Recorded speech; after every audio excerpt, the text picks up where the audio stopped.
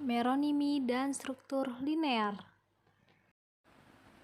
Pengertian meronimi menurut para ahli, Rahyono 2011 menyatakan bahwa meronimi merupakan hubungan hierarkis yang merupakan hubungan bagian keseluruhan. Selain itu, Kusartanti DKK dan kawan-kawan 2007 menyatakan bahwa meronimi adalah relasi makna bersifat hierarkis, dan menurut Kristal 1997-239, meronimi adalah hubungan, bagian, dan keseluruhan. Dalam meronimi, suatu benda diuraikan menurut unsur-unsur yang membangunnya. Jadi, unsur-unsurnya harus lengkap untuk membentuk yang di atas. Meronimi merupakan hubungan antar makna kata di dalam suatu sistem kebahasaan. 25 data pada data dikatakan sebagai meronimi mulut karena hubungan antar elemen-elemen tersebut tidak dapat dipisahkan, baik sebagai alat cerna ataupun alat bicara. Sebuah kata dapat dikatakan sebagai meronimi. Dari kata lain dapat dilakukan dengan menggunakan formula X adalah bagian dari Y. Contohnya, kepala adalah bagian dari tubuh. Hal itu benar. Oleh karena itu, dapat dinyatakan bahwa kepala adalah meronimi dari tubuh. Kepala adalah variabel X, sedangkan tubuh adalah variabel Y. Selanjutnya, saya akan membahas struktur linear. Struktur linear adalah kumpulan kata yang tersusun. Struktur linear terbagi menjadi dua. Yang pertama, ada rangkaian bipolar, dan yang kedua, rangkaian monopolar. Yang pertama, saya akan membahas rangkaian bipolar. Bentuk paling sederhana struktur linear adalah sepasang oposisi. Contoh sederhana tentang struktur linear adalah adanya pasangan-pasangan oposisi bipolar. Pasangan-pasangan oposisi bipolar merupakan bentuk dari munculnya pengembangan derajat skala perbedaan dari kedua sisi tutupnya. Bipolar yang paling banyak muncul adalah kata-kata bentuk komparatif, implitif yang bersifat implisit, seperti oposisi besar kecil, bisa memunculkan skala perbedaan yang lebih rinci menjadi besar sekali dalam bentuk tutup positif dan kecil. Dalam bentuk tutup negatifnya, derajat perbedaan itu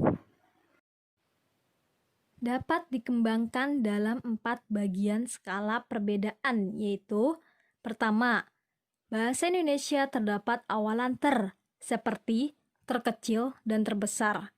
Kedua, dalam bahasa Inggris terdapat kata huge dan hager. Dalam huge merupakan kata besar, namun kata hager merupakan kata yang lebih besar daripada besar. Ketiga, dapat ditulis akhiran sh atau largish, atau dalam bahasa Indonesia artinya agak besar, dan contoh lainnya yaitu smallish atau agak kecil. Keempat, ada tambahan kata sekali, sangat, lebih, kurang, dan luar biasa. Berarti contohnya yaitu sekali itu contohnya kecil sekali dan besar sekali. Sangat itu contohnya sangat kecil dan sangat besar. Lebih itu contohnya lebih besar, lebih kecil. Kurang itu contohnya kurang besar, kurang kecil. Luar biasa contohnya yaitu luar biasa, sangat besar. Pembahasan yang kedua yaitu rangkaian monopolar. Rangkaian monopolar adalah pengembangan kata secara monopolar dari satu kutub dapat berubah menjadi derajat, jenjang, tingkatan, atau urutan. Yang pertama, saya akan membahas tentang menurut derajatnya atau degree. Pengertian derajat bersangkutan dengan beberapa segi lain, seperti bersangkutan skala yang berkesinambungan, yang bersifat ukuran, atau bersifat intensitas, tetapi tidak bersangkutan dengan sifat keterliputan. Contohnya, antara lain yaitu adalah mound atau gundukan, hillock atau bukit, dan mountain atau gunung. Di sini ada pengertian yang dapat dinyatakan dalam bentuk ukuran, tetapi tidak dapat disebut mengacu pada derajatnya. Contohnya yang tadi saya sebutkan, mound itu adalah gundukan yang lebih kecil daripada hillock atau bukit, tetapi bukit tidak lebih besar dari mountain yang merupakan adalah gunung, menunjukkan adanya ukuran, tetapi derajatnya tidak terlalu mengacu pada derajatnya, lebih mengacu pada ukurannya. Jadi, gundukan lebih kecil di atas gundukan. Di atas gundukan ada bukit atau hillock, dan di atas bukit atau hillock ada mountain atau gunung. Contoh lainnya itu derajat atau ukuran, breeze atau sepoi-sepoi, wind atau angin, gale atau angin kencang. Di sini breeze itu angin kecil sepoi-sepoi, wind itu angin, dan gale itu angin yang lebih kencang. Pembahasan selanjutnya, jenjang atau stage merupakan titik dalam suatu siklus yang umumnya berarti mengacu sifat perkembangan. Contohnya itu jenjang, seperti dari bayi, anak-anak, remaja, dan dewasa. Dan ketiga ada ukuran. Ukuran dalam rangkaian monopolar yaitu ukuran yang menyatakan waktu, timbangan, dan jarak.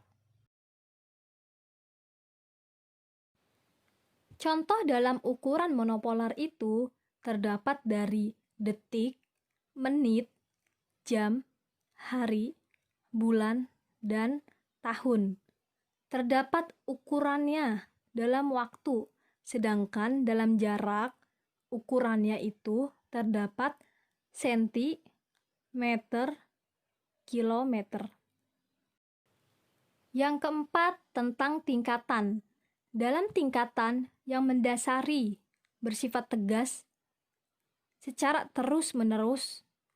Contohnya, dalam tingkatan seperti prajurit, kopral, dan letnan. Di sini, prajurit paling bawah dalam suatu tingkatan. Ada prajurit, di atas prajurit ada kopral. Satu tingkatan lebih tinggi daripada prajurit, tetapi kopral tidak lebih tinggi tingkatannya daripada letnan, karena letnan adalah tingkatan paling atas. Kelima adalah urutan dalam rangkaian monopolar. Urutan pada kasus-kasus yang disebut ada properti, ada semacam senioritas, tetapi yang satu tidak bisa melangkahi yang lainnya. Contohnya yaitu seperti hari Senin, Selasa, Rabu, Kamis, Jumat.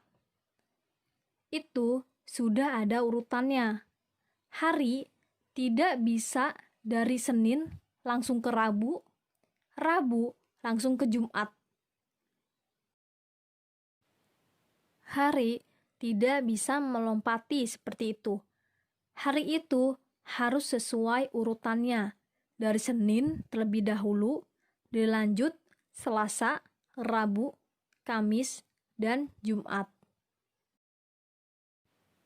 Contoh lainnya adalah bulan, seperti Januari, Februari, Maret, April, Mei, tidak bisa dilompati. Mungkin contoh yang lebih spesifik lagi yaitu mengenai cuaca seperti pagi, siang, sore, dan malam. Itu tidak bisa dilompati sama sekali. Jadi, cuaca tidak akan bisa dari pagi langsung ketemu malam. Harus ada pagi langsung ke siang, sore, dan malam.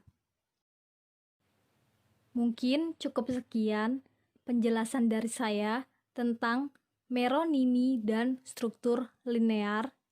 Kurang lebihnya mohon maaf. Terima kasih. Wassalamualaikum warahmatullahi wabarakatuh.